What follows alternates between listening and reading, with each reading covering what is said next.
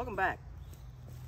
In today's video, if you haven't read the title already, it's going to be the history of the International 606. Well, obviously, if you couldn't tell, I don't own a 606. I'll post a picture of one. You'll see one in the thumbnail around here, anywhere, wherever. But, yeah. I don't own one. I don't know anybody who does own one. Well, I do know somebody who owns one, but I doubt they'd let me film it and climb all over it and show you different things on it. So I'll just post pictures when I can find different things. So, if you watched my video on the 806, let me just set my hat down real quick.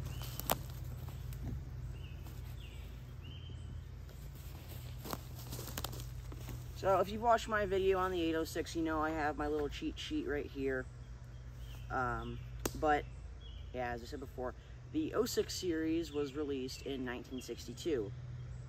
Well, not the 06 series, but the 606 was released in 1962. It's released from 1962 to 1967. The smallest tractor in the famous 06 series. It was not a Farmall, but it was an International. It was a row crop utility tractor,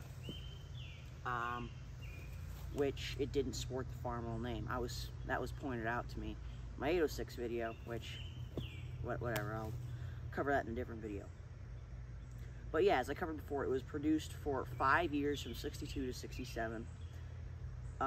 They made 7,348 606 tractors, be it LP, gas, or diesel. They're quite rare little tractors. They're a row crop utility tractor, and they were really made to compete with the Ford 1000 series, like the 2, 3, 4, 5, and 6,000s. The row crop utility models, the super utilities. I'll post a picture of those around here somewhere, probably of ours. The original price tag in 1965 would be around $4,900. The 606 occupied International Harvester's 50 horsepower class at the time. And for 4 cylinders, that was quite standard. It had about 46 horsepower off the drawbar, which made it a 2-3 plow tractor, or a 3-4 plow tractor, and that meant it would be pulling a 416 or 414, be it off the fast hitch 3-point or trailer plow. Off the PTO, it gave roughly 54 horsepower, so it could sport up to a 9-foot sickle mower and a 1-row hay conditioner, which I'll post a picture somewhere here. The engine specifications on the International 606, you either could have gotten a 3.6 liter International Harvester 6-cylinder gasoline engine. Sorry, I forgot they were 6-cylinder, not 4-cylinder. That would be in the 544. Which I'll post pictures of all these different tractors at the end of the video and with labels. You could have ordered it with a 3.9 liter International Harvester 6-cylinder diesel engine, or you could have ordered it with a 3.6 liter 6-cylinder International Harvester LP gas engine, which, if you don't know what LP is essentially, well, it stands for liquid propane, or essentially propane you use for your gas stove when you go camping or something. Tank sizes for, if you had an LP tractor, you would have roughly 26.6 gallons of fuel in a tank. I'll post a picture of that somewhere. For diesel, you'd roughly have 22.7 gallons of diesel fuel in a tank, and for gasoline, you'd have the same 22.7 gallons of gasoline. And I'm going off my cheat sheet here. I can't remember all this stuff off the top of my head, especially for these smaller tractors. 606 was 2-wheel drive, but it was experimented with to have a 4-wheel drive setup, but never came to market. That came along with the 84 series of tractors down the line in the late 70s and early 80s. For brakes, it had an independent mechanical disc system, a wet brake, which meant it was in a bath of hydraulic fluid, or hydraulic oil, something similar. I think it's, no, it was Hytram. For a cab space, it came with an open operator station. You could have gotten it with a 2-post ROPS canopy, anything of the like. But most of the time you see them with an open station with clamshell fenders. For transmission, the 06 series is a very special series, as they experimented. It was in that time in the 60s where experimentation with transmissions were very common. So you could have either gotten it with a 5-speed, 5 on the floor kind of transmission without a TA. You see that a lot in industrial tractors. 504s, 404s, and 544s and 606s. You see a lot of their utility models, of course, doing loader work and other things of the like in the industrial sector where a torque amplifier would not be needed. What a torque amplifier is essentially, it explains the 2-gear power shift, where you can pull down and get 30% more torque at a 45% reduction of speed.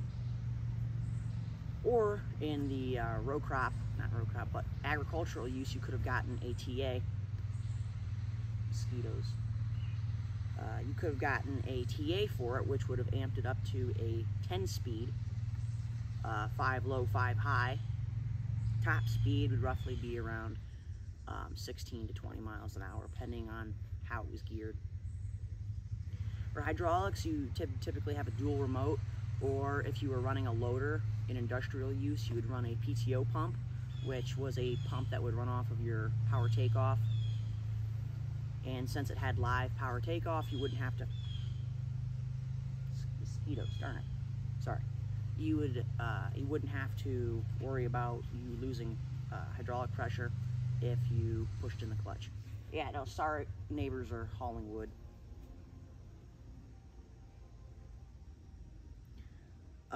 Yeah, but it had a 12-gallon per minute hydraulic pump if you were running off your belly pump or your rear main pump.